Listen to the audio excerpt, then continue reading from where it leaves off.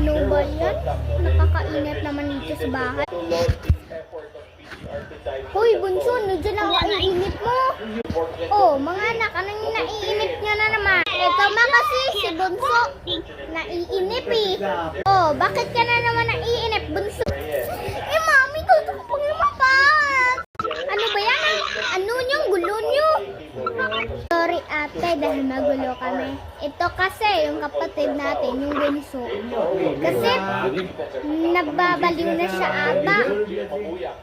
Naiinip na siya, kaya siya gumaganyan. At sana mapatawad mo ako dahil nagulo ako sa'yo dahil gumagawa ka pala dyan ng activity nyo.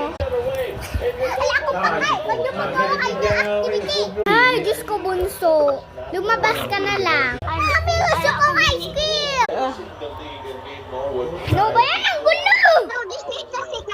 Ano na naman yan? Oh, natutulog kasi yung isa ng kapatid. Uy, isang yung kapatid. Gusto gumabot mo kayo sa vlog na to. Bye-bye!